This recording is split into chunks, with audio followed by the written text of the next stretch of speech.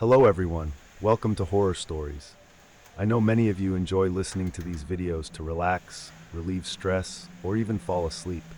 I think it would be great if you could leave a comment and let me know where you're watching from around the world. And if you enjoy the content, don't forget to hit like and subscribe so you won't miss any other videos on the channel. Now, sit back, relax, and let's dive into today's story. I don't talk about this much. In fact, for a long time I didn't talk about it at all. But it's something that's haunted me for years now, and I guess at some point I need to share it. Maybe I need to make sense of it. Maybe I need to stop feeling so alone in this. It all started about 5 years ago. I was working as a doctor in Tokyo, a general practitioner with a pretty typical life. My wife, Ayumi, and I had a son, Daichi, who had just turned 8. Daichi was everything to us. Our world. I know every parent says that about their kid, but with Daichi, it was true. He was bright, curious, always asking questions, and he had this smile that could light up the whole room. And then, in a single moment, he was gone. It was a rainy evening in late November.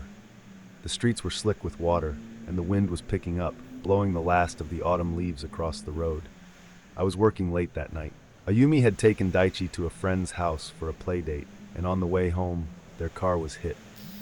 The driver who hit them said he didn't see the red light until it was too late. His car smashed into theirs, right on Daichi's side. Ayumi survived with a few injuries, but Daichi didn't make it. I remember the phone call from the hospital. I remember running down the hospital corridors, my heart pounding, my mind refusing to accept what I knew was coming. And then, seeing him, our boy, lying there, still, cold, gone. That moment is burned into my memory, sharper than anything I've ever felt in my life.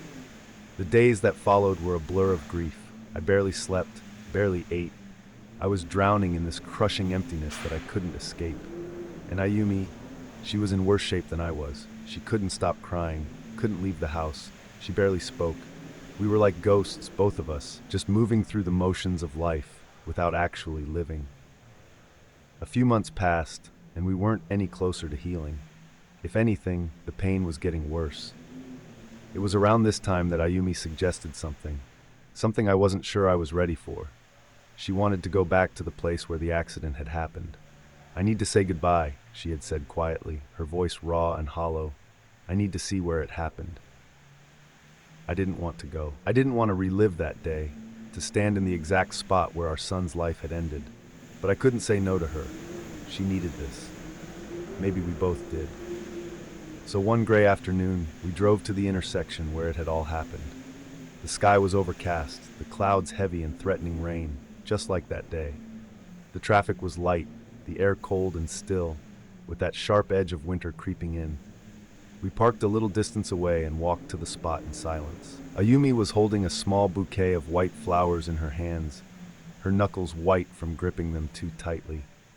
I could hear her shallow breaths, see the way her shoulders shook as we approached the site. When we got there, she knelt down and placed the flowers by the roadside. Her hands trembled as she straightened them, and I stood beside her, my heart feeling like it had been ripped out all over again.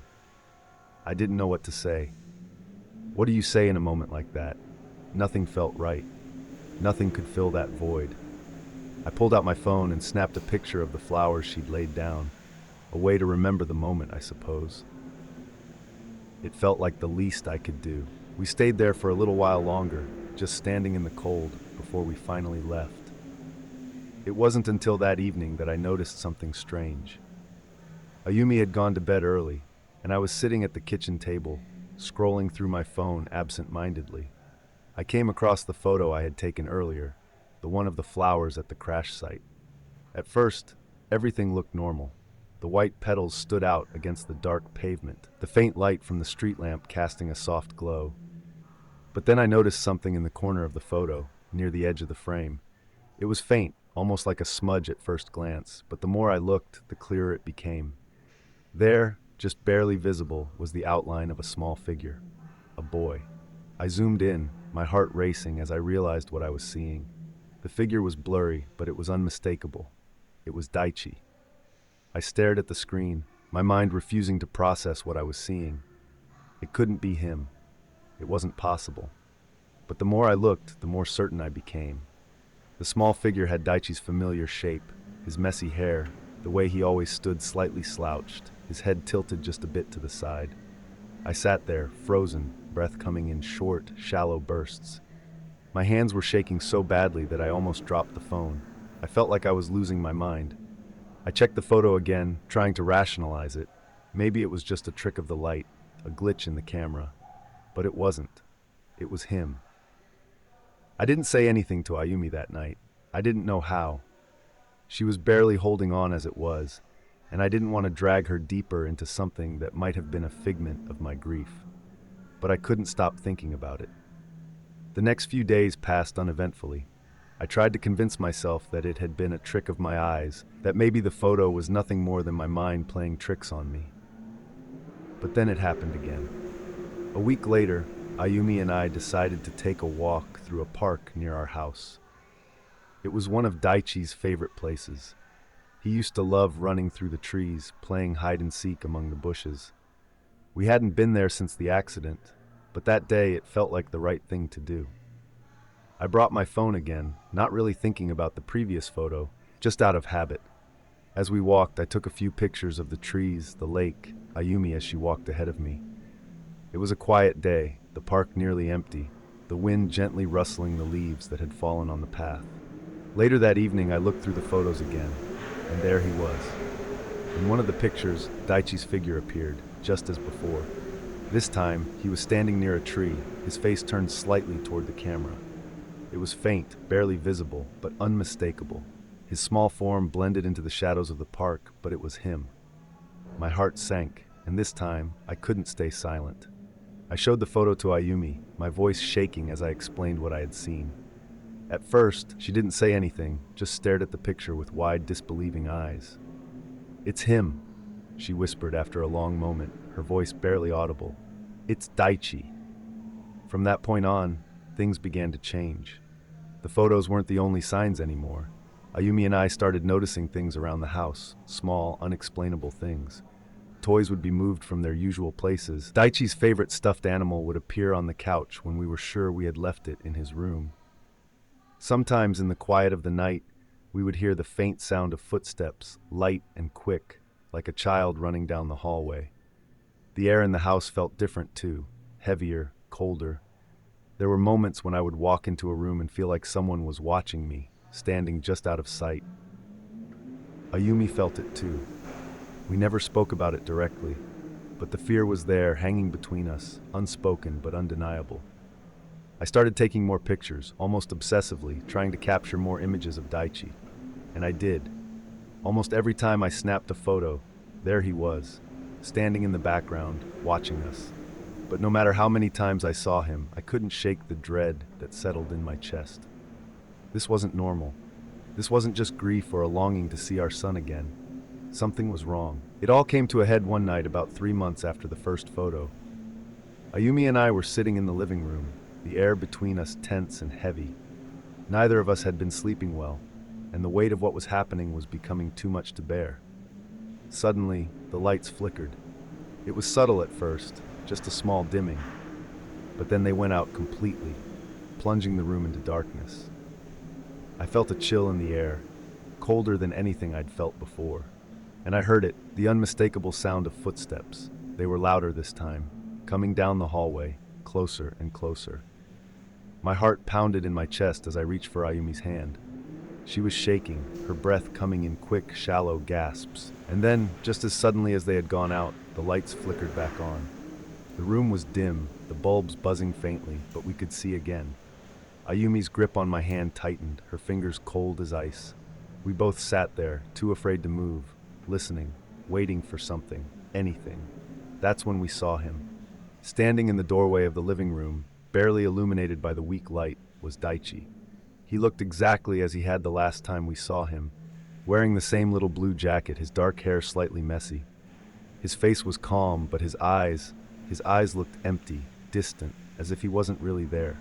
He just stood there, staring at us.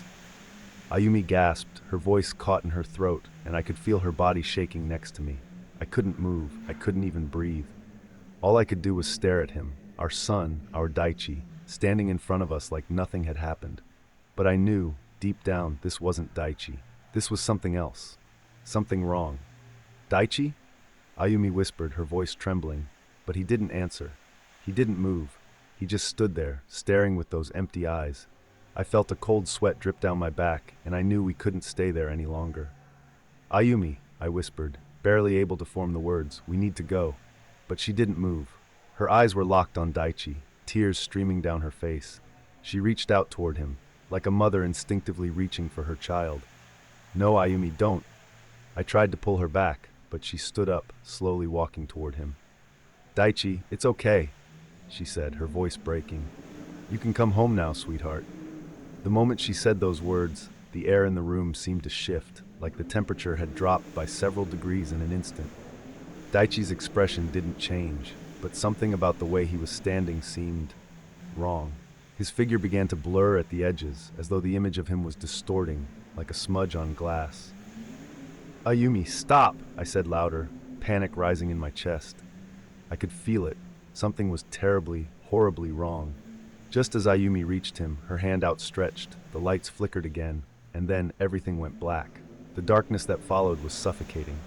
I couldn't see a thing, not even the outline of Ayumi next to me. The room was deathly silent, and I could feel my heart pounding in my ears. The cold was unbearable now, cutting through my clothes, through my skin, all the way to my bones. Ayumi, I called out, my voice breaking the silence. I reached out into the darkness, desperate to find her, to pull her away from whatever was standing in front of us. But my hands found nothing, only empty air. Ayumi, I shouted again, louder this time. Still nothing. No response. And then, from somewhere deep in the darkness, I heard it, the sound of breathing. Slow, steady, but not human. It was low, guttural, as if something was standing right next to me, inhaling and exhaling in the pitch-black room. I froze, too terrified to move, every instinct in my body screaming at me to get out. But I couldn't leave Ayumi. I had to find her. I fumbled in the dark, reaching out for anything that could guide me. My hands finally brushed against something, a cold, soft fabric, her jacket. Ayumi, I whispered, my fingers gripping the fabric, please, let's go. But the moment I touched her, something else grabbed my arm. The grip was cold, ice cold, and impossibly strong. It wasn't Ayumi.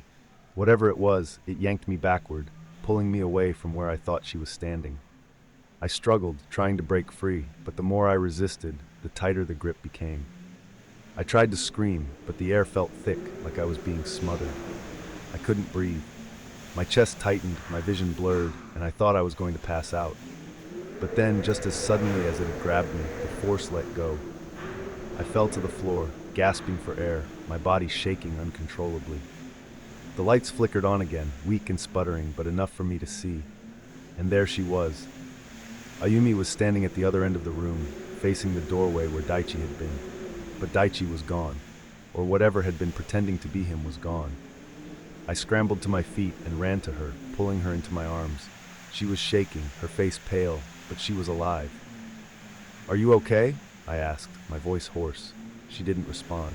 Her eyes were wide and fixed on the spot where Daichi had stood. Her lips quivered, but no sound came out. I shook her gently, trying to snap her out of whatever trance she was in. Ayumi, look at me, I whispered, cupping her face with my hands. It's not him. That wasn't Daichi. Her eyes finally shifted to meet mine, filled with tears and confusion. She shook her head, barely able to speak. It was him. I saw him, she stammered, her voice weak and trembling. He was right there. I swallowed hard, trying to steady myself. No, Ayumi, that wasn't him. Whatever that was, it's not our son. She started sobbing, her knees buckling as she collapsed into my arms. I held her tightly, the weight of everything crashing down on us both. The cold air still clung to the room, but the suffocating darkness had lifted. But even as I comforted her, I couldn't shake the feeling that something was still watching us. After that night, things in the house didn't return to normal. Ayumi became distant, her grief deepening in a way that scared me. She would sit for hours in Daichi's room, staring at his empty bed, barely eating or speaking. Every night, I would hear her whispering his name, as if calling for him to come back. And me? I became obsessed. I couldn't stop thinking about that figure in the doorway, the way it had looked so much like Daichi, but felt so terribly wrong. I needed answers. I started researching, diving into books about spirits, ghosts, and folklore. I was a man of science, but none of this could be explained by anything I knew. I searched for similar stories, for explanations that might make sense of what we had experienced. That's when I came across something, an old legend from the rural parts of Japan. It spoke of Eerie, vengeful spirits that lingered after death, often taking the form of loved ones to lure the living. These spirits would attach themselves to a place or an object, and those who were most vulnerable, those drowning in grief, were often their targets. I began to wonder, had we somehow called Daichi's spirit back by visiting the crash site? Had our grief opened the door to something darker? One night, a few weeks after the incident, I woke up to find Ayumi gone from our bed. I immediately knew where she was, Daichi's room. I rushed down the hallway, my heart pounding in my chest, dreading what I might find. When I pushed open the door, I saw her standing by the window, her back to me. She was holding something in her hands, cradling it like a child. My breath caught in my throat as I stepped closer. "Ayumi," I said, my voice shaky. "What are you doing?" She didn't turn around. "He's here," she whispered, her voice distant, almost trance-like. "I can feel him. He's here with us." I moved closer, my heart racing. "Ayumi, please. Whatever you think is happening, it's not real. That thing we saw, it's not Daichi." She slowly turned to face me, and my blood ran cold. In her arms was Daichi's favorite stuffed animal, but her eyes, they weren't hers anymore. They were dark, hollow, the same emptiness I had seen in the figure that night. "He wants to come home," she said, her voice low and eerie. "We have to bring him back." Panic surged through me as I realized what was happening. The spirit, whatever it was, had latched onto her, feeding off her grief, manipulating her into believing that Daichi could somehow return. I couldn't lose her too. Not like this. I grabbed her shoulders, shaking her gently. "Ayumi, listen to me. This isn't real. You have to fight it. We have to let him go."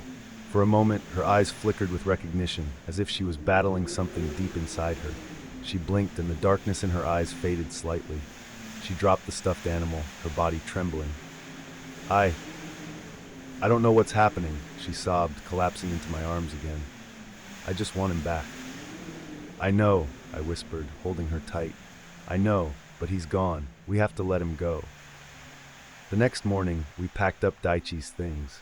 His room had remained untouched for months, a shrine to the boy we had lost, but now it was time. We boxed up his toys, his clothes, even his beloved stuffed animal. It was the hardest thing we'd ever done, but we knew it was the only way to move forward. We also decided to leave the house. There was something about the place that felt wrong now, like it was tainted by the presence we had felt. We moved to a small apartment on the other side of the city, trying to start fresh, trying to heal. In the months that followed, the strange occurrences stopped. No more photographs with Daichi's figure, no more cold drafts or footsteps in the hall. It was like a fog had lifted, and we could finally breathe again. Ayumi and I still grieve, of course. The pain never fully goes away, but we've learned to live with it. We visit Daichi's grave often, leaving flowers and talking to him, but now we understand that he's truly gone. Whatever we saw that night, it wasn't him.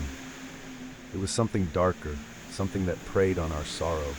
Sometimes, late at night, I still think about the figure in the doorway. I wonder what would have happened if Ayumi had taken its hand, if she had let it draw her into the dark. But I don't let my mind linger on it for too long. We let him go. And that's all that matters now.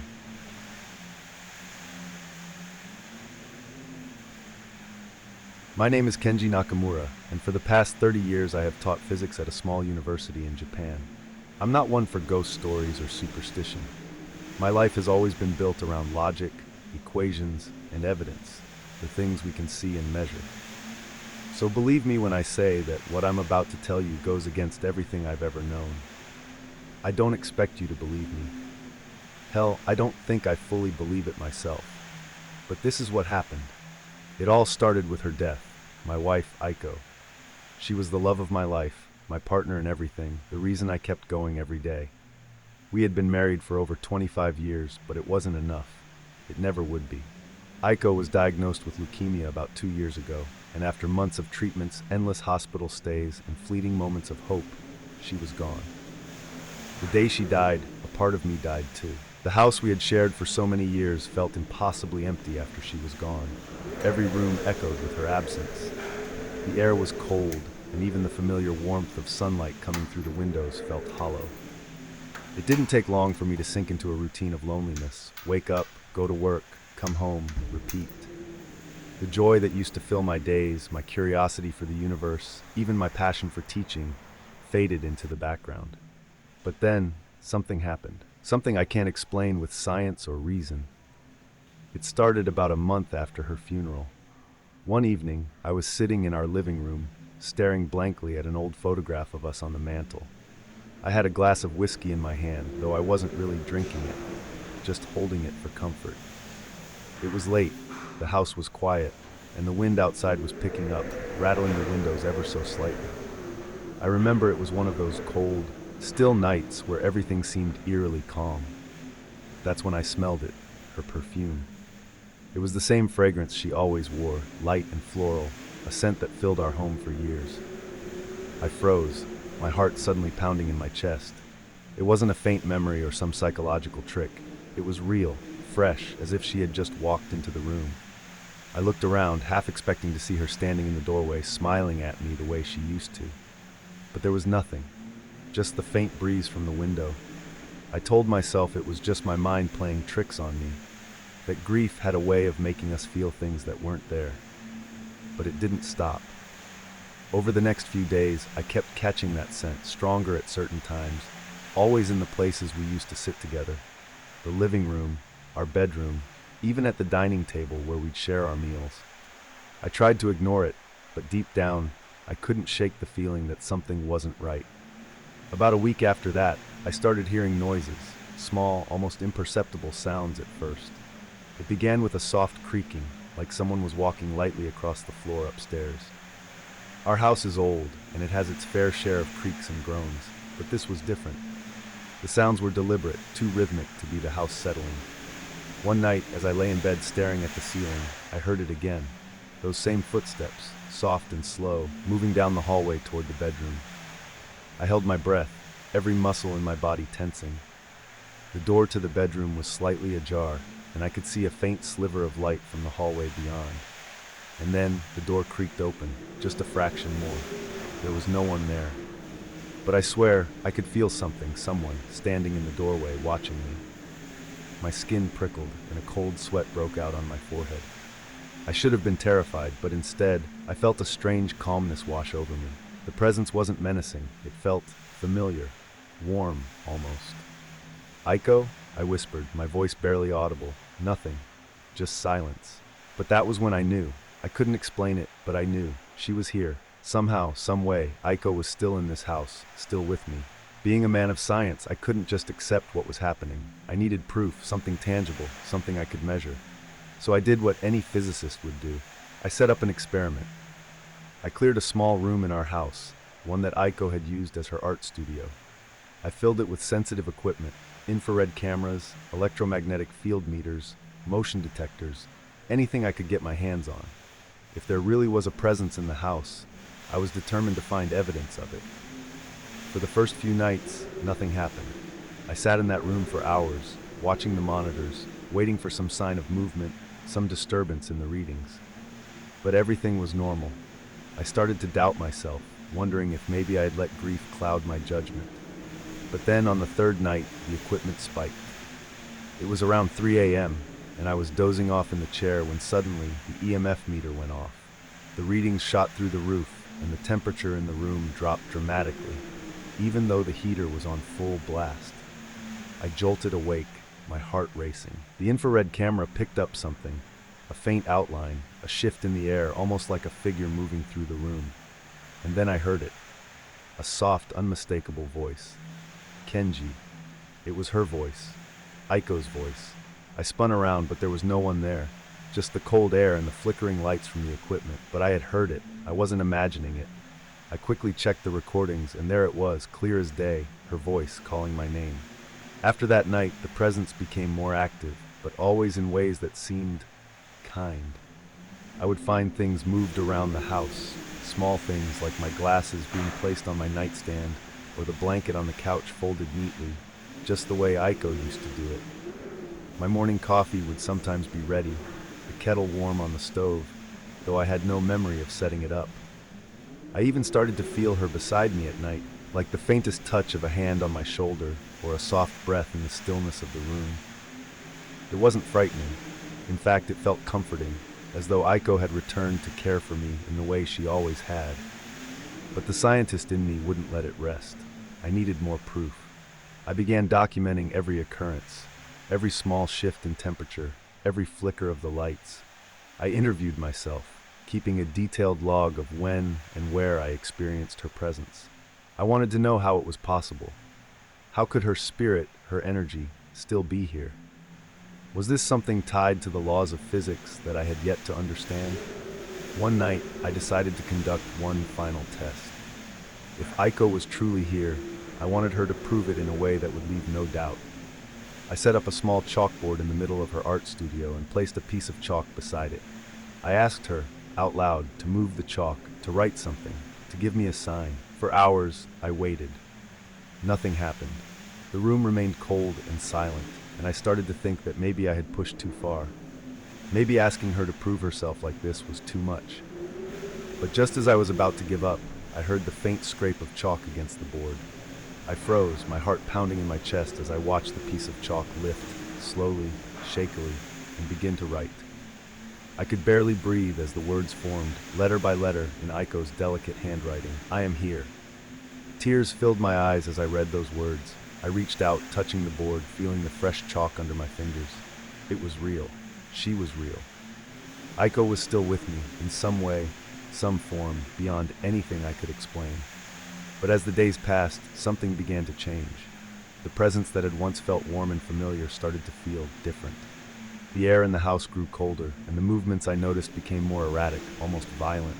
Things would crash to the floor, books, dishes, even furniture. The temperature would drop so low that I could see my breath, even in the middle of summer. One night, I woke to find the chalkboard in her studio completely erased. In its place was a single word, written over and over again in frantic, jagged strokes, gone. And then I understood.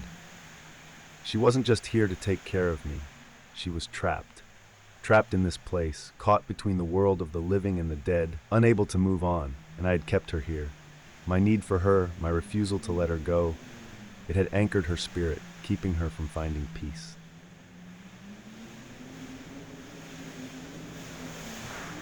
It was the evening of October 15th when Ben Harris, a 10-year-old boy living in the quiet rural town of Coldwater, Alabama, vanished without a trace. His family's home sat at the edge of the dense Pine Hollow forest, a place that both intrigued and unsettled the local children. The woods were vast and mysterious, with tales of strange happenings passed down through generations. Despite the legends, Ben often played near its edge, drawn to the forest's untamed beauty. On that fateful evening, Ben had been playing outside just before dinner. His mother, Linda, had called out for him from the back porch around 6:30 p.m., but there was no response. Assuming he was nearby, she continued setting the table. After another 10 minutes of silence, she went to check on him, but Ben wasn't there. The backyard, which backed directly onto the woods, was empty. Panic began to rise in Linda's chest as she scanned the tree line, calling his name louder now. No reply came, only the quiet rustle of the evening wind through the pines. By 7 p.m., Linda had called her husband, Mark, who was on his way home from work. He rushed back immediately, and within the hour, the entire neighborhood had gathered, flashlights in hand, ready to search. The forest, known for its towering pines and dense underbrush, seemed to swallow their voices as they called out for Ben. The deeper they went, the more unsettling the silence became. The usual hum of crickets and frogs seemed absent, replaced by an eerie stillness that made even the bravest of the searchers uneasy. Dogs were brought in to help with the search, but they couldn't seem to catch Ben's scent. It was as if he had simply vanished. For hours, the townspeople scoured the forest, calling his name, combing through every thicket and trail they could find. By midnight, there was still no sign of Ben. The rescue team was called in, and the official search began at dawn the following day. 36 hours had passed since Ben went missing. By now, the police, Search and rescue teams and volunteers from surrounding counties had been brought in to assist in the search. Hope was starting to fade. Linda and Mark, though exhausted, refused to leave the edge of the woods, anxiously watching as teams went in and out, praying for any sign of their son. Then, at 6 a.m. on October 17th, something inexplicable happened. A neighbor, Mrs. Evelyn Graves, an elderly woman who lived 2 houses down, had gone to her barn to feed her animals when she found Ben. He was curled up, sound asleep, inside a large feed sack tucked away in the corner of the barn. The barn was only about 100 meters from the Harris family home, yet no one had thought to check there during the initial search. When Mrs. Graves called out to Ben, he slowly woke up, confused and disoriented. He had no visible injuries and appeared healthy, though he seemed dazed. She immediately alerted the authorities, and within minutes the Harris family and rescue teams arrived at the scene. Linda rushed to her son, pulling him into her arms, tears streaming down her face. But when Ben began to speak, his story left everyone in stunned silence. According to Ben, on the evening of his disappearance, he had been playing by the edge of the woods when he heard a voice calling his name. At first, he thought it was his mother, but as he listened closely, he realized it was a different voice. It was soft, almost melodic, yet strange. Curious, and perhaps a little too brave for his own good, Ben followed the sound deeper into the forest. He described walking for what felt like hours, though the sun hadn't set yet when he reached a small clearing. In the center of the clearing stood an old woman. Ben said she had a narrow face, with high cheekbones that gave her a look both regal and frightening.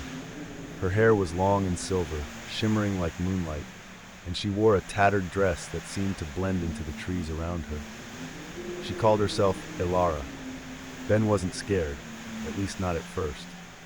He said Elara spoke to him kindly, telling him that she had been waiting for him. She offered him apples from a basket she carried, though Ben noted that he hadn't been hungry at all. Still, he ate them because they looked so inviting. The strange woman then led him further into the woods, to a place he had never seen before. Ben described it as a secret forest, with trees that seemed to stretch endlessly into the sky and shadows that danced without the wind. Time felt different there, he said, like it wasn't moving at all. Despite being in the woods for what seemed like hours, Ben never felt tired, nor did he realize how long he had been gone. At one point, Elara stopped and told Ben it was time for him to go back. She smiled, but there was something in her eyes, something that unsettled him. Without another word, she turned and disappeared into the trees, leaving Ben standing alone. Confused, he tried to find his way back, but felt lost. That's when he stumbled upon the barn and, feeling suddenly exhausted, crawled into the feed sack and fell asleep. Ben's story sent ripples of unease through the community. The local sheriff, while relieved that the boy was safe, dismissed the story as a figment of Ben's imagination, a way for his young mind to cope with the trauma of being lost in the woods. But others weren't so sure. Pine Hollow Forest had always been a place of mystery, with whispered stories of strange lights, voices, and figures seen among the trees late at night. Mrs. Graves, the elderly neighbor who had found Ben, claimed that she had heard of the name Elara before, though she couldn't remember where. Some of the older townspeople spoke of a legend, an old woman who roamed the woods, appearing only to children who wandered too far from home. According to the stories, she was neither good nor evil, just a presence, timeless and always watching. As word of Ben's disappearance and return spread, the town held a gathering to celebrate his safety. In keeping with a local tradition, they performed a ceremony at the edge of the forest, lighting candles and offering thanks for his return. A group of women performed an ancient dance that had been passed down through generations, believed to honor the spirits of the forest and protect the village from harm. Though life in Coldwater eventually returned to normal, Ben's story lingered in the air like an unresolved melody. The Harris family tried to move on, but Ben's experience in the forest had changed him. He became quieter, more introspective, as if still trying to make sense of what had happened to him. He never spoke of the incident again, not even to his parents. But every now and then, late at night, Mark Harris would find his son standing by the window, staring out toward Pine Hollow Forest. When asked what he was looking at, Ben would only shrug and say he couldn't sleep. Yet Mark noticed that his son's eyes always seemed fixed on the trees, as if he were waiting for something or someone. And then, just a few months later, something strange happened again. The Harris family dog, Buddy, went missing one afternoon. He had never wandered far from the house before, but after hours of searching, they couldn't find him anywhere. The next morning, Buddy returned, just like Ben had. He was sitting by the barn, unharmed but visibly shaken. His fur was damp, and he kept whimpering, refusing to go near the woods again. Though no one spoke of it aloud, the villagers couldn't help but wonder if Alara had something to do with Buddy's disappearance. Was it coincidence, or had the old woman in the woods decided to remind them of her presence once more? Life went on in Coldwater, but for those who knew about the strange events surrounding Ben Harris's disappearance and the mysterious return of the family dog, things were never quite the same. The villagers whispered amongst themselves about the legend of Alara, the woman in the woods, but no one dared speak of it too loudly. It was as if the forest had ears, always listening, always watching. Some of the older residents, especially those with deep roots in the town's history, quietly cautioned their children not to stray too far into Pine Hollow Forest. The Harris family tried to push the events out of their minds. Ben's parents, Mark and Linda, never spoke of it again, though they could never shake the lingering unease. Ben, however, was different. Even as months passed and he grew older, there was a quiet restlessness in him, as if a part of him had stayed behind in those woods. A year after Ben's disappearance, something unexplainable happened again. It was late February, a time when the cold, biting winds swept through the trees, and most people huddled indoors by the fire. That evening, just past 10 p.m., several residents of Coldwater reported seeing strange lights glowing in the forest.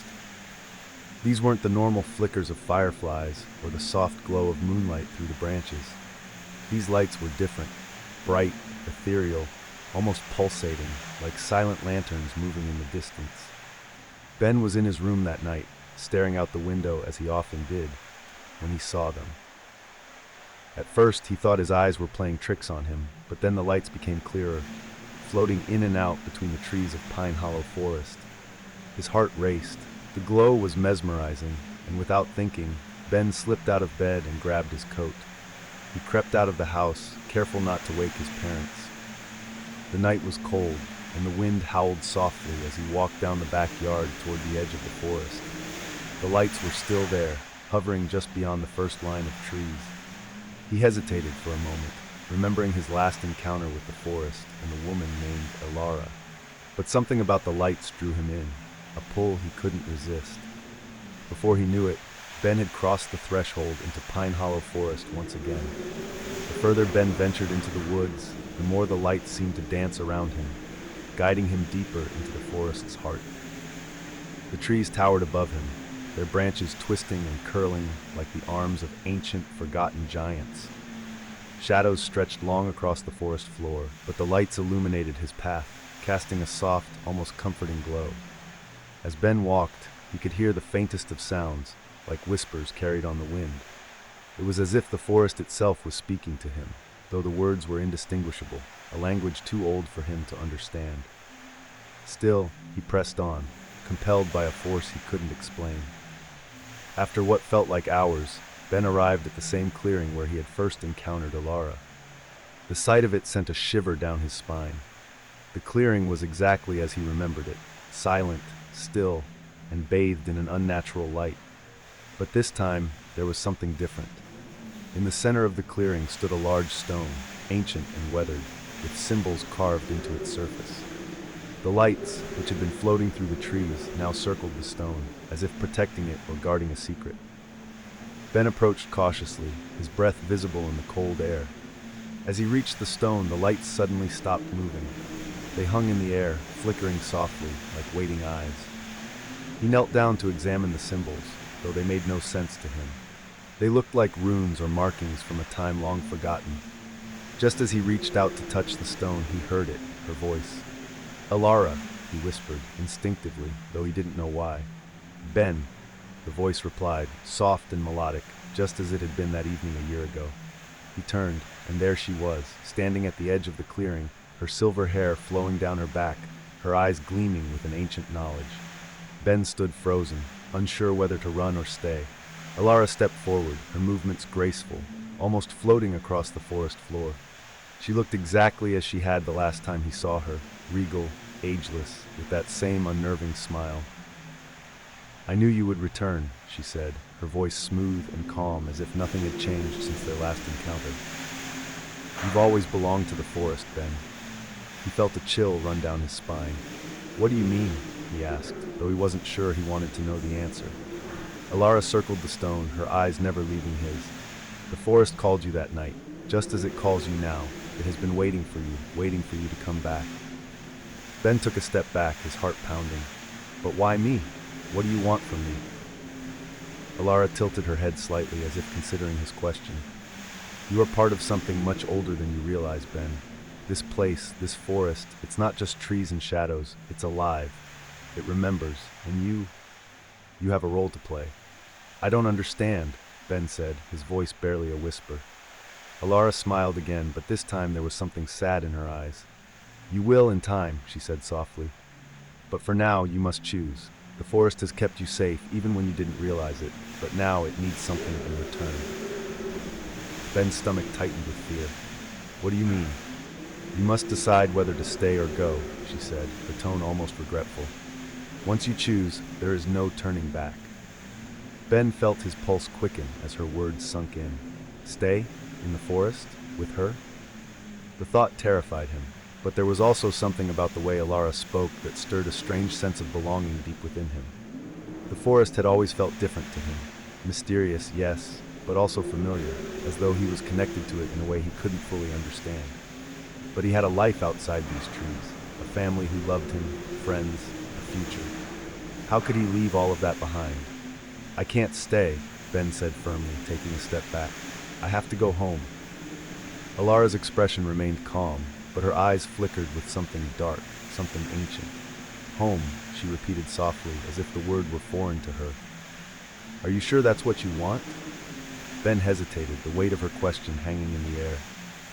He looked around at the glowing lights, the ancient stone, the towering trees that seemed to stretch up to the heavens. The forest pulsed with life, with secrets, with history. But he didn't belong here. Not really. "I'm sure," he said, though his voice wavered slightly. "I have to go back." Alara studied him for a long moment, her gaze unreadable. Finally, she nodded. "Very well," she said quietly. "But remember, Ben, you are never truly gone from the forest. It will always be a part of you."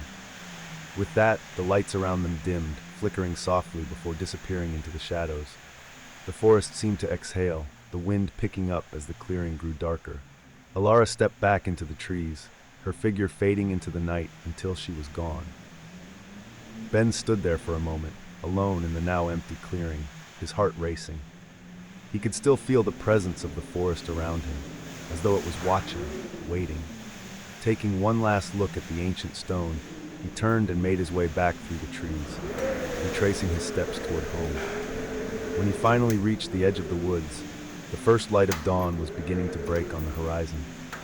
The sky was a soft pink, and the cold wind had settled into a gentle breeze. Ben crossed the yard and slipped back into the house, where everything was quiet. His parents were still asleep, unaware of the night's events.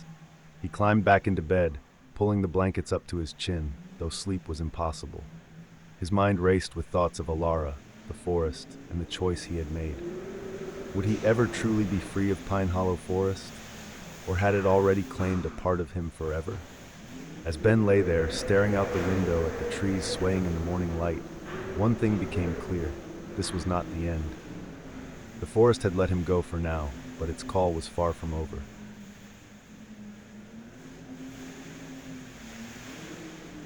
I'm not the kind of guy who believes in ghosts or anything like that, you know? I've always been a pretty down-to-earth person, but after what happened to me during that night shift, I don't know. I might have changed my mind. I used to work the night shift at a warehouse just outside of town. It's an old place, built sometime in the 1960s, and the whole thing feels like it's stuck in time. The floors are always dusty, no matter how often they're cleaned, and the walls are stained with age. The ceilings are high, like way too high, so the place echoes, even when it's just me walking around in the middle of the night. They gave me the job because, well, nobody else wanted it. Not many people are willing to work alone from midnight to 8 a.m., but I didn't mind. I liked the solitude, at least at first. The pay was decent, and my job was pretty simple. I had to check the inventory, move around some pallets, and make sure nothing went wrong with the equipment. It wasn't exactly rocket science, but it was something to pay the bills. The first few nights were normal. I brought my coffee, put on some music, and just did my thing. It was quiet, peaceful even. But after about a week, things started to get weird. It was a Wednesday night around 2 a.m. when I first noticed something strange. I was doing my usual rounds, walking down one of the long, narrow aisles between the rows of shelves. It was cold that night, colder than usual for early fall. I remember pulling my jacket tighter around me, my breath visible in the dim light from the few flickering bulbs scattered throughout the warehouse. As I was walking, I heard something. At first, I thought it was just the wind outside, but then I realized it wasn't coming from outside. It was coming from inside the warehouse. A soft, almost rhythmic tapping. Like someone lightly knocking on metal, but faint. Just barely audible. I stopped walking and listened carefully, turning my head to pinpoint the source. The sound seemed to come from somewhere near the back of the warehouse where the older storage units were. Those units hadn't been used in years, and no one ever went back there. My first thought was that it might be a pipe. The building was old, after all, and the heating system had always been a bit temperamental. So, I brushed it off, chalked it up to the building settling, and continued with my shift. But the sound didn't stop. Every now and then I'd hear it again. Tap, tap, tap. Sometimes it would stop for a few minutes, and then it would start up again. It was enough to unsettle me, but not enough to make me think something was wrong. Not yet, anyway. The following night, I came in feeling a little on edge. That tapping sound had stuck with me, even though I tried to convince myself it was nothing. But that night, something else happened. Something I couldn't explain away so easily. I was moving some boxes near the front of the warehouse, stacking them onto a pallet. The lights above me were flickering more than usual, casting long shadows that danced across the walls. It made the place feel even more deserted than it already was. I had just bent down to pick up another box when, out of the corner of my eye, I saw something move. I froze, my hand still on the box, and turned slowly to look down the aisle. There was nothing there, just rows and rows of shelves stretching all the way to the back of the warehouse. But I swear, just for a split second, I had seen something or someone moving between the shelves. It wasn't a clear figure, more like a dark shadow passing through the dim light. I stood there for a minute, heart pounding, my breath shallow, trying to convince myself I was just imagining things. I mean, I had been working long hours, and it was easy for your mind to play tricks on you when you're tired. Still, I couldn't shake the feeling that something was off. I finished stacking the boxes as quickly as I could, glancing over my shoulder every few seconds, but I didn't see anything else. The shadow was gone, if it had even been there in the first place. By the time Friday rolled around, I was starting to feel uneasy about going in for my shift. I hadn't told anyone about the shadow or the tapping. I didn't want them to think I was losing it. But the warehouse didn't feel the same anymore.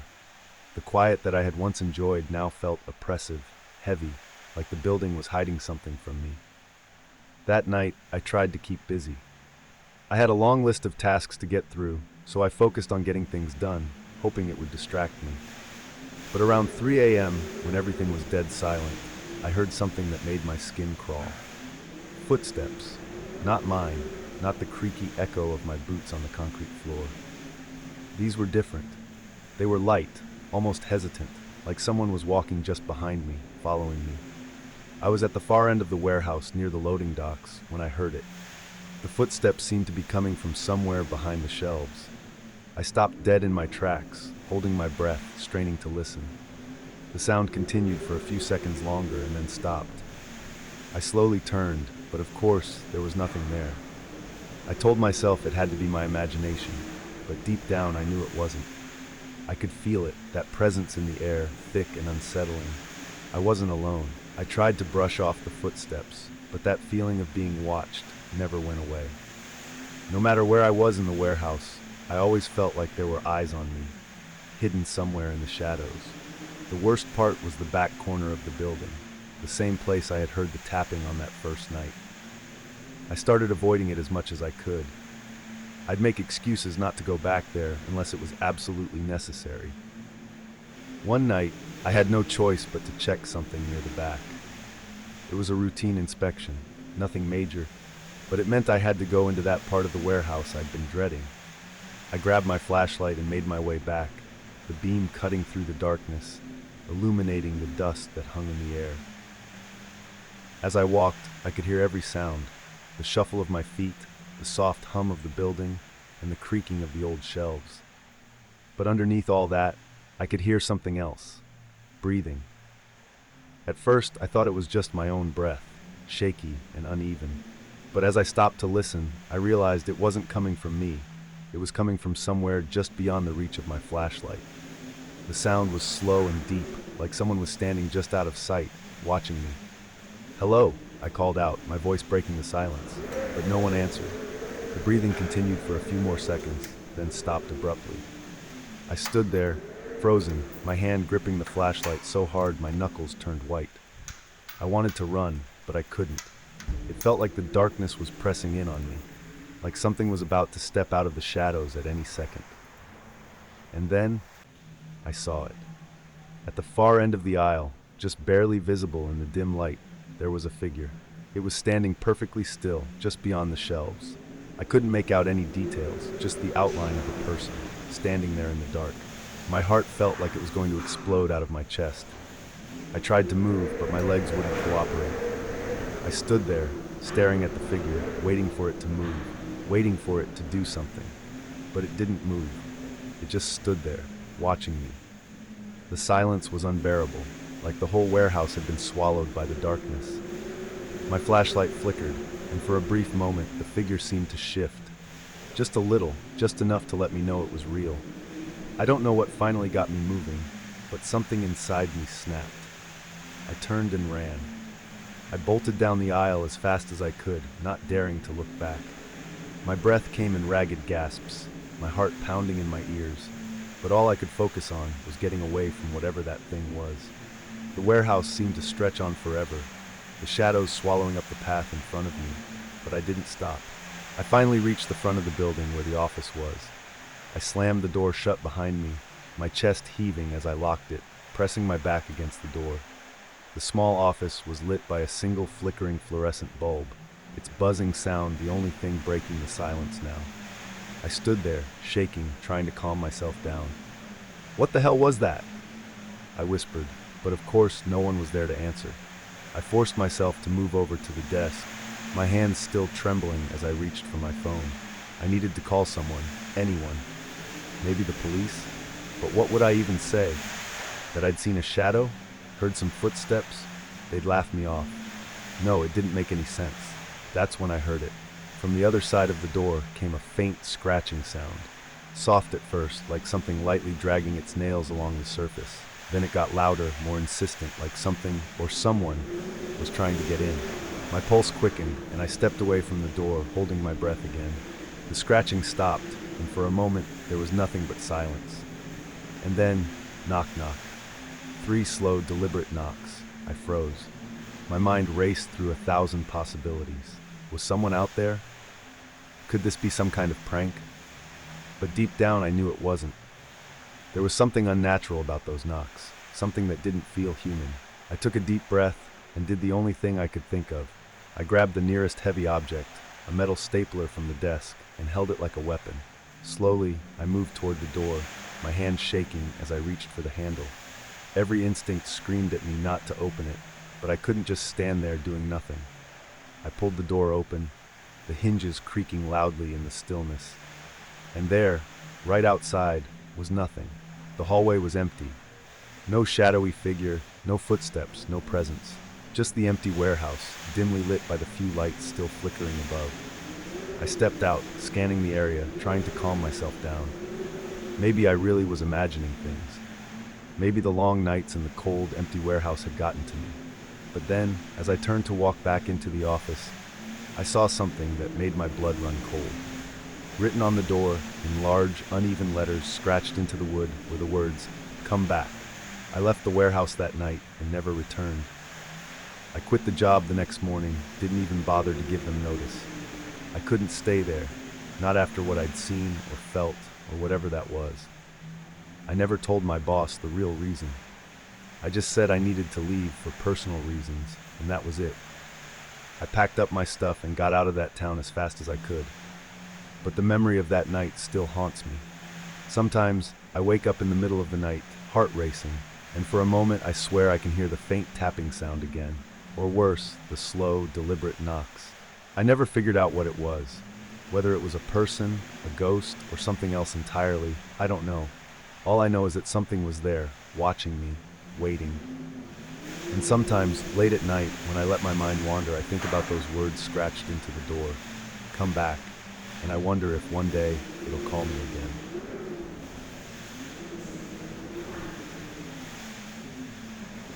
My grandfather, a strong and resilient man, often said that a house has a soul of its own.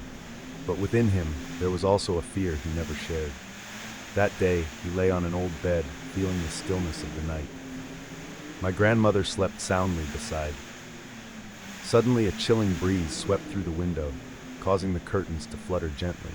He turned his head toward the headboard. That was when he saw the horrifying sight, a shadowy figure, headless and legless, moving back and forth. The figure grew. Despite the overwhelming fear, he decided to pretend he didn't see it. He knew that if my grandmother found out, she would be very worried. He had heard stories about wandering spirits, ghosts that could never find peace. And now, he was facing an entity he could not explain. Time passed, but the figure continued to move.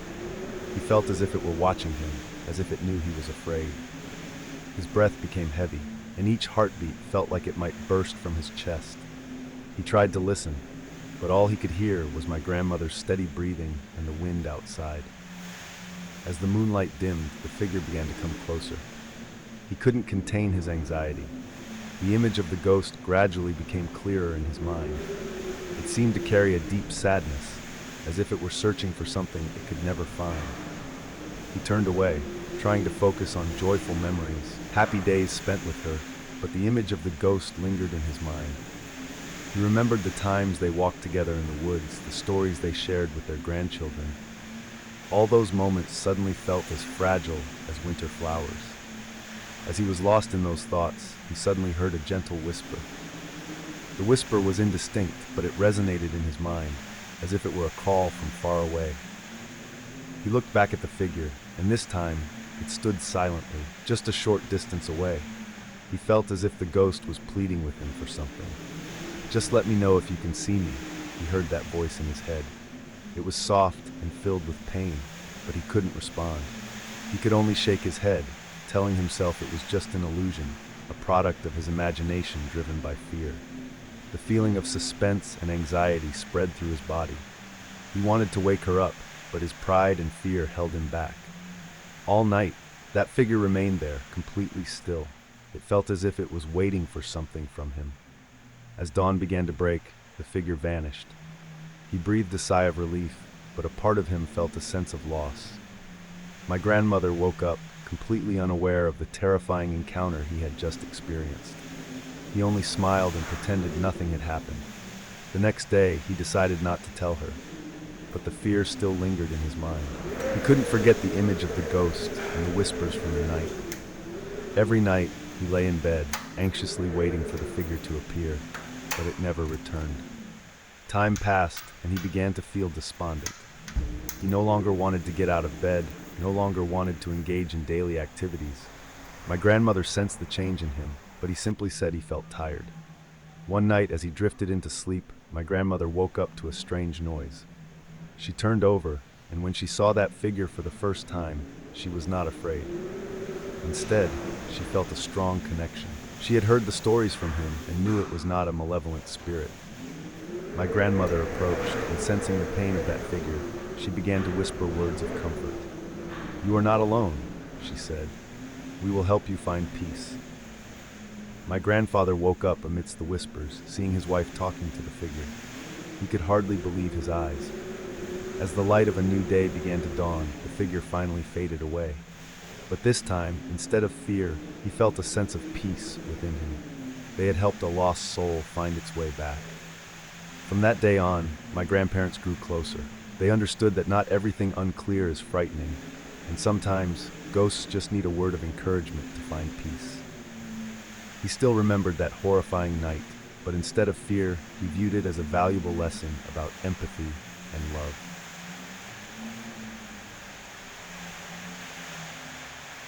The house had stood for centuries, with walls covered in green moss and old wooden doors that creaked every time the wind blew through. Everyone in the village avoided this place, even the curious children. They often whispered to each other about the strange noises coming from the house, about the ghosts that drifted past the windows at night. The story begins on an October night when the yellow leaves fell in showers, covering the path leading to the house. I, someone who loved to explore mysteries, couldn't resist the allure of this house. My friend Lei had warned me, but my curiosity compelled me to press on. "Tonight, I'm going in," I said, a half smile appearing on my face. Lei just shook his head, but I was determined. Night had fallen, the bright moon illuminating the path, and I began to walk toward the house. The front door of the house hadn't been opened in ages, but when I gently pushed it, it creaked and swung open. Inside, it was dark and a foul smell rose from the abandoned objects. I took out my flashlight, the weak beam illuminating the dusty walls and the furniture covered in white sheets. As I moved deeper into the house, strange noises began to echo. It could have been the wind, or perhaps footsteps. I didn't know, but my heart raced. Gradually, I passed through the living room and came to an old staircase leading upstairs. My breath quickened as I placed my foot on the steps. I felt as if someone was watching me. When I reached the upper floor, I opened the first door. In the dim light, I saw old paintings hanging on the walls. They were portraits of the people who had once lived in this house, their eyes seemingly watching me. I felt a chill run down my spine, but I continued to explore. The second room was different. It was a bedroom, and as I stepped inside, a cold breeze swept through. The large bed was covered in a thick layer of dust, but what caught my attention was a large mirror in the corner of the room. The mirror looked old, but in it I saw the reflection of a woman standing there. I jumped, but when I turned around, no one was there. My heart raced, and a sense of unease crept in. Determined not to let fear take hold, I stepped closer to the mirror. When I looked in again, I saw the image of the woman once more. This time she smiled, but that smile was filled with mystery and sorrow. I stepped back, and suddenly the flashlight flickered and went out. I felt as if I was plunged into eternal darkness. I felt a chill enveloping me, as if someone was standing right behind me. I turned around but only saw the empty darkness. I decided to leave, but as I stepped out of the bedroom, soft whispers echoed. The words were unintelligible, as if someone was pleading for me to listen. "Don't go. Don't leave us." The voice rang out, gentle yet full of urgency. I tried to move faster, but my legs felt heavy. As I exited the room, the door slammed shut behind me with a loud bang. The noise startled me, and I ran straight down the stairs. But when I reached the ground floor, the front door was firmly closed again, as if some invisible force was holding it shut. "Leh!" I shouted, but only the echo of my own voice responded. I felt despair rising. I turned around, searching for another way out. Suddenly, the light from my flashlight flickered back on. But this time, the light not only illuminated the walls, but also clearly revealed a figure standing at the end of the hallway. The figure was the woman from the mirror. She stood there, her long hair cascading down, wearing a tattered white dress, her eyes staring intently at me. I couldn't move. My heart felt like it was about to leap from my chest. I was overwhelmed with fear, yet there was something compelling me to move closer. She pointed toward another door at the end of the hallway, as if beckoning me to go there. "Help me," she whispered, her voice weak like the wind. A part of me wanted to run away, but another part yearned to understand what was happening. Finally, I took a deep breath and walked toward that door. Each step felt like a struggle, but as I got closer, the door opened by itself. Inside was a dark room, devoid of light and furniture. I stepped in and felt a cold breeze blow past me, as if someone was standing next to me. Suddenly, the door slammed shut behind me. I turned around, but I couldn't open it. I was trapped. I screamed, but no one answered. In the silent space, I felt the figure of the woman standing right beside me. "I can't escape. We can't escape," she said, her voice filled with despair.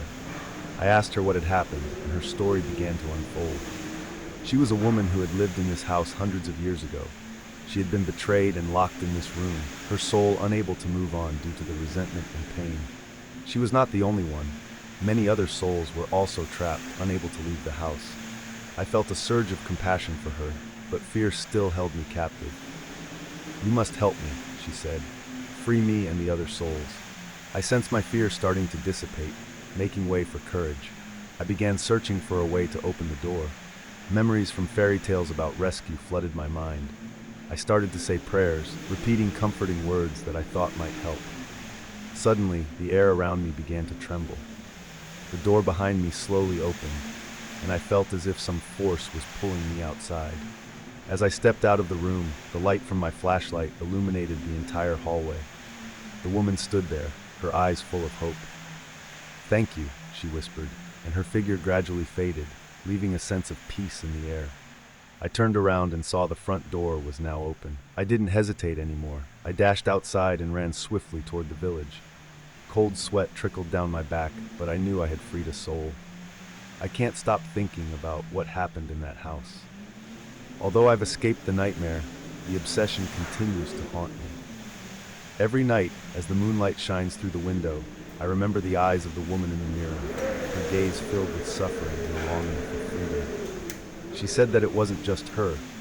Many other souls were also imprisoned in that house. This thought unsettles me.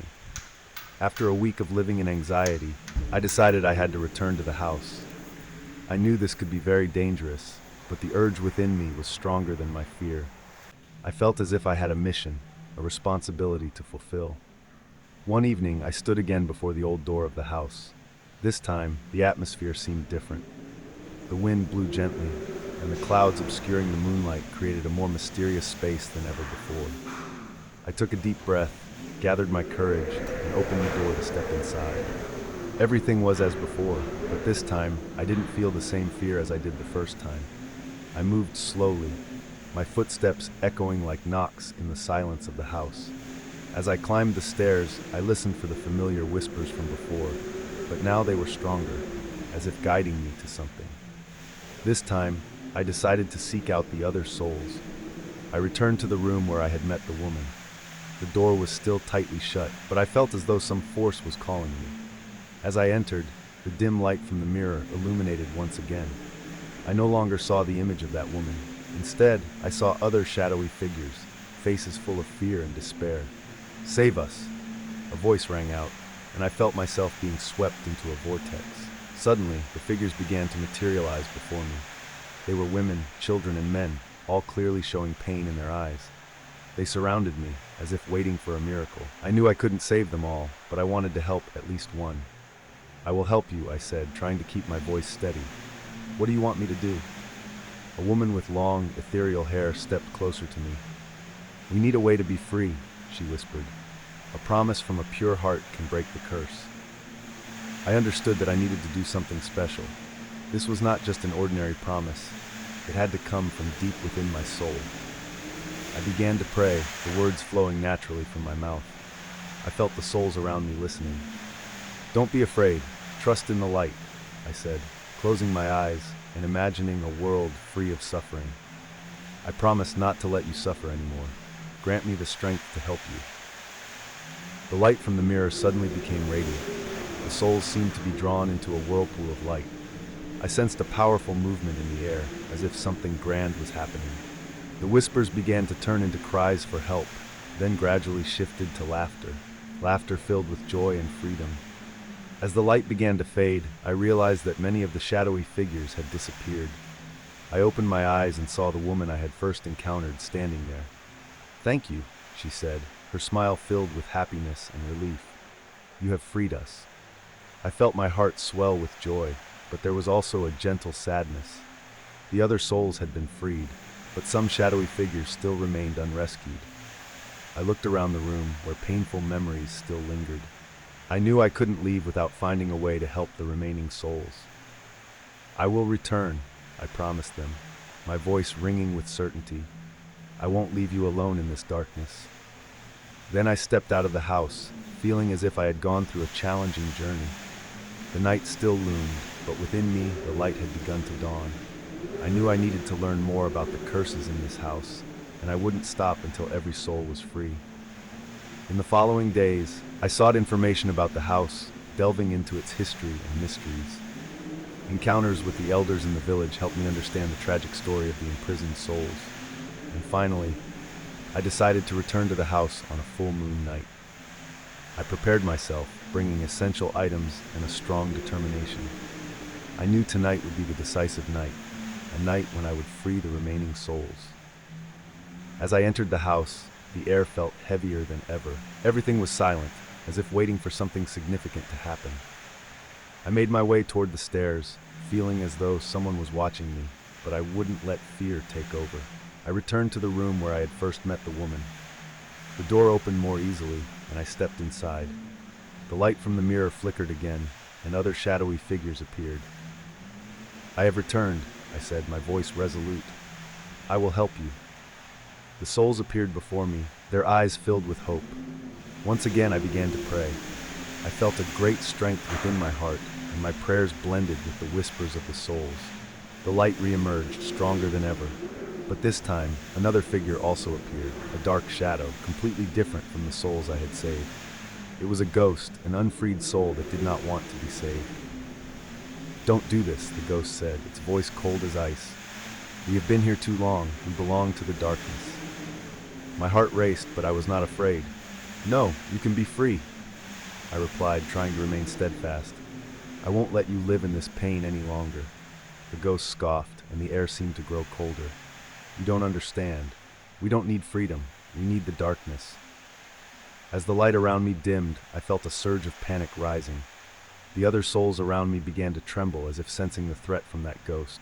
"We need you," they cried in unison. I realized they were pleading for salvation, and I knew I had to fight, not just for myself, but for them. "The darkness will not prevail," I shouted, determination echoing in my every word. I clenched my fists and prayed once more. I could feel the power from my prayers rising within me like a surge of electricity. The light began to flicker again, brighter than ever before, and I felt as though I was standing between two worlds, the world of light and darkness. I could sense the struggle between these two forces, but I didn't want to give up.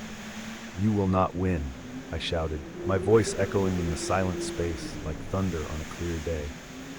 The light from the mirror burst forth in powerful rays, as if it were trying to dispel the darkness. The souls around me seemed to feel this strength, their eyes sparkling with hope. The ghost, although powerful, began to retreat as the light slowly engulfed the darkness. "You cannot do this," it growled, but its voice grew weaker. "We have lived in this darkness for so long. You cannot change that." "But I can," I replied, feeling the strength from my prayers. "I will not let you be imprisoned any longer." The light from the mirror suddenly shone brilliantly, creating an image of another world where the souls could live freely, where there was no more fear or pain. I felt as if I was standing before the door to freedom, and all I needed to do was open it. "Come to the light. Let it guide you out of this darkness," I cried, my hands reaching toward the souls and the ghost. I was not just praying for them, but also persuading them, wanting them to understand that they deserved to be free. As these words escaped my lips, the light from the mirror exploded into a powerful whirlwind of light. The souls began to move toward the light, their eyes filled with hope and liberation. The ghost still stood there, but the light was consuming it bit by bit. "Why? Why do you want to leave?" it yelled, its voice suddenly becoming weak. "We could live in the darkness together." "No, you don't have to live in fear anymore," I replied, feeling the power of the light growing stronger.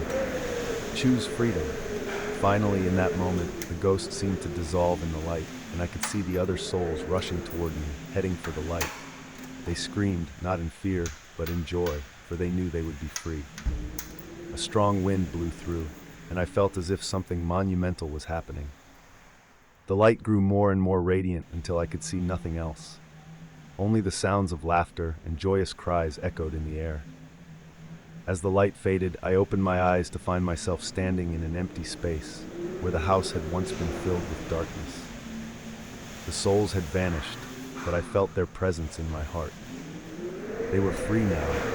I no longer had to endure the sufferings of the past. I stood there, reflecting on what had just occurred. My mind calmed, and I felt lighter than I had ever felt before. The house was no longer a refuge for fears. It had become a place filled with light and hope. But then, a thought suddenly flashed through my mind. Although I had saved those souls, there were many other houses, many other souls still imprisoned in darkness. I knew my journey was not over. I had seen the power of faith and love, and I could not stop until every soul was freed. From that day on, I became a guardian of souls, moving from place to place, seeking out haunted houses and helping trapped souls find the light. I witnessed miracles, the wonders that occurred when the hearts of people connected. Every night, as the moonlight streamed through the windows, I no longer felt fear. Instead, I felt as if I was living in a wondrous adventure, where I not only saved souls, but also explored the depths of my own soul. That house had given me a great gift, the gift of courage and bravery. And I vowed never to forget the souls who had placed their trust in me. They were the motivation for me to continue this journey, to bring light to the darkest places. My life was no longer the same. I had become a storyteller, a bringer of light to those places that needed it most. The freed souls had become an indispensable part of my life, and I would always cherish the memory of them. They were warriors who never gave up, and I was proud to stand beside them in this fight. At the end of this journey, I realized that light and darkness always coexist, but the choice between them lies in the hands of each person. I chose the light, and I would never turn back. My journey continues, but every step is guided by faith in a better life and the strength of the souls who had once been imprisoned. In my dreams, I still see them, faces filled with light, radiant smiles, as guiding lights in the night. And I know that with each soul I help, the light within me grows stronger.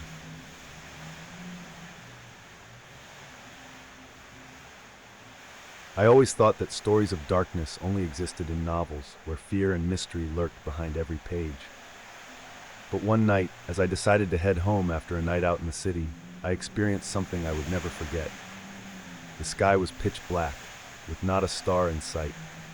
The streetlights emitted weak, fragile beams, and the road was eerily silent, as if everyone had vanished.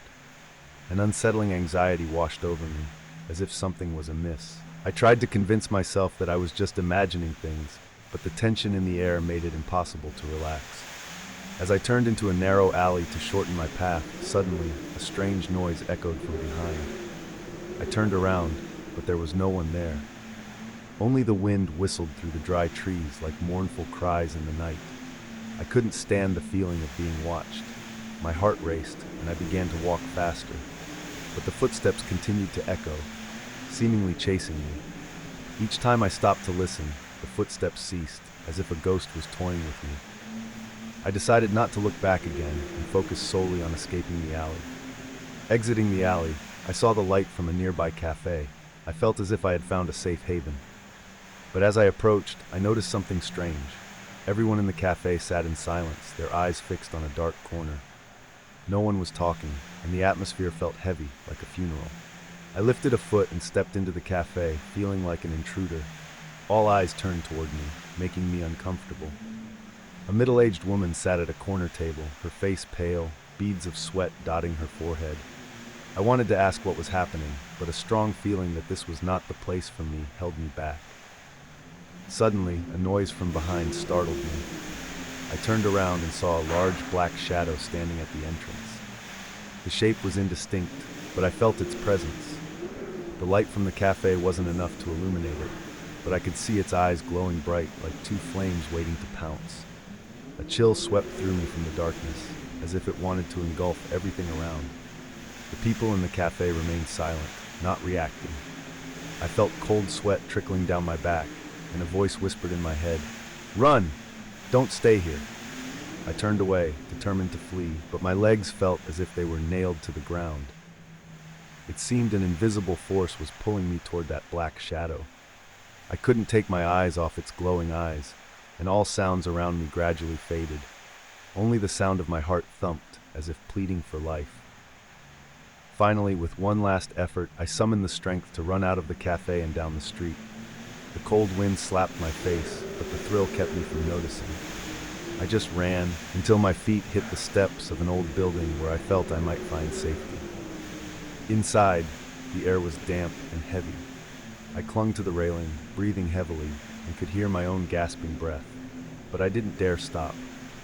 Now that I was here, I had to find a safer place. As I walked down a dark hallway, dim light filtered in from high windows. But an unsettling feeling washed over me again, as if someone was watching me from the shadows. I tried to shake off that thought, but the image of the black shadow with bright eyes lingered vividly in my mind. Suddenly I heard strange noises from the door ahead, whimpering, knocking. A powerful urge compelled me to step toward that door. As I approached, my heart seemed to stop. I felt something terrible was about to happen. The door slowly creaked open, revealing a dark, cold room. A weak voice called out from the darkness, "Help me, please help me." I peered inside, feeling an intense pull drawing me in. But a part of me warned that something was wrong. The glowing eyes flashed in my mind, a reminder of the lurking danger. I couldn't give in. I couldn't allow myself to be drawn into these mysteries. With a bold decision, I turned away from the door and ran out of the building. I didn't know where I would go, but I just wanted to get away from the darkness, away from those strange sounds. The night continued to envelop me, but my heart felt lighter as I distanced myself from that door. I couldn't control my ragged breathing, but I knew I had escaped something terrifying. Finally, I returned home. As I collapsed onto my bed, a sense of safety overshadowed my fear. I no longer worried about the darkness outside, but the images and sounds from that night remained etched in my mind. I realized that darkness wasn't just something that existed outside. It also resided within us, lurking in the hidden corners of our thoughts and emotions. As I slept fitfully, I suddenly dreamt of that black shadow. It stood at the foot of my bed, its bright eyes watching. I couldn't run, couldn't escape. But the scariest part was that I didn't feel fear. Instead, I felt as if we were companions in a dark world, where our existence intertwined. As the morning light streamed into the room, I awoke to realize that darkness never truly disappears. It will always exist, waiting to be explored. But I knew I had found the strength within myself to face it, and one day I would return to uncover the mysteries it held. The next morning, I woke up feeling lost, as if I had just escaped a nightmare but had not truly broken free from it. Despite my efforts to shake off the terrifying images from the night before, I couldn't stop thinking about those bright, shining eyes, a kind of light that was not light at all, but rather a threat lurking in the darkness. I decided not to leave the house all day, lingering inside and trying to avoid anything that might remind me of the nightmare. But when night fell again, fear surged back, stronger than ever. I suddenly recalled the moans emanating from the dark room in the old building, and I couldn't help but wonder if I had missed something serious. Night too arrived, and darkness returned like a heavy cloak. I sat on the bed, listening to every sound in the house. The wind howled through the cracks, branches tapped against the window, and other strange noises intensified my anxiety. I held my phone, but the signal was weak, rendering it useless for calling anyone. I decided to leave the bed, stand up, and step out onto the balcony. But when I looked outside, the streetlights no longer shone as brightly as before. They flickered as if they wanted to go out completely, casting larger shadows, areas where light could not reach. I felt as if something was waiting below, silently observing and waiting for the right moment to strike. As I was probing, a cold gust of wind swept through, and I felt as if someone was standing right behind me. Unable to bear it, I turned around, but there was no one there. Yet a vague presence still sent chills down my spine. I rushed inside, locked the door tightly, and tried to calm myself. Then, a loud noise came from behind, like someone knocking at the door. I didn't want to open it, but I felt a strange compulsion. I thought it might be a neighbor, perhaps they had seen something concerning. I peeked through the peephole, but only darkness met my eyes. It felt as though a gaze was fixated on me. The knocking came again, stronger and more insistent. "Help me," the voice echoed, just like the night before. But this time, it came from the window. I rushed to the window, but hesitated to draw the curtain. A sense of unease surged within me. When the knocking stopped, I turned back to the bed, but everything in the room seemed to have changed. The darkness thickened, as if it were wrapping around me. I tried to breathe steadily, but my breath became rapid and uncontrollable. Suddenly, a small shadow appeared in the corner of the room, and those bright eyes reappeared. I could no longer stand firm and backed up toward the door. The darkness seemed to swallow everything, leaving only those bright eyes like blazing flames. "Come to me," the voice whispered, soft yet alluring. "Help me escape from here." I felt a powerful pull drawing me toward it. I wanted to run, but I couldn't move. It felt as though every door was tightly shut, leaving no escape. Despite my fear, I finally edged closer, a strange curiosity awakening within me. As I approached, I saw a face, not human, but something strange, grotesque. The face bore no familiar features, just those bright eyes I had seen before. "Help me, I can't break free," it pleaded. The urge to save this thing became overwhelming, but just then, a loud noise rang out from the front door. Someone was trying to open it. I turned back, but only darkness and the muffled sounds of breath were outside. "Don't let them in," it warned. "They will not spare you." My heart felt lost in fear, and part of me wanted to run, but another part pulled me closer to it. I felt like I was standing at the boundary between life and death, between reality and illusion. I knew that any choice could lead to destruction. "Choose," the voice whispered, "either them or me." I felt suffocated, unsure how to decide. But as I heard the door creak open, an overwhelming fear tore through the silent space. They had entered. A chill ran down my spine as I saw shadowy figures slowly stepping into the room, indistinct but as powerful as storm winds. They didn't speak, only stared at me. "Don't let them get close," the bright eyes whispered in my mind. "They will take your soul." I didn't know how, but survival instincts overwhelmed everything. I bolted out the door, not looking back. Darkness enveloped me again, but I couldn't stop. I ran down the hallway, down the stairs, and out of the building. As I stepped outside, the cold air cut like a knife. I didn't dare turn back. I sensed their presence, the shadows trailing closely behind, as if they wanted to drag me back in. It was a flight I had never imagined, and with every step, it felt heavier, as if the earth were pulling me down. Finally, I escaped outside, but when I looked back, I saw them still standing there, their bright eyes fading into the darkness. It felt as if I had left a part of my soul behind in that room. I couldn't dare return, but from that moment on, every night I felt those bright eyes watching me from the darkness outside. I knew my life would never be peaceful again. Every small sound made me jump. Every shadow sent shivers down my spine. I couldn't escape those memories, and the fear continued to grow in my mind. When night fell again, I didn't dare close my eyes. I knew the darkness would never leave me, and I could become its prey at any moment. Now, darkness had become a part of me, and all I could do was wait for the moment it decided to pull me into eternity.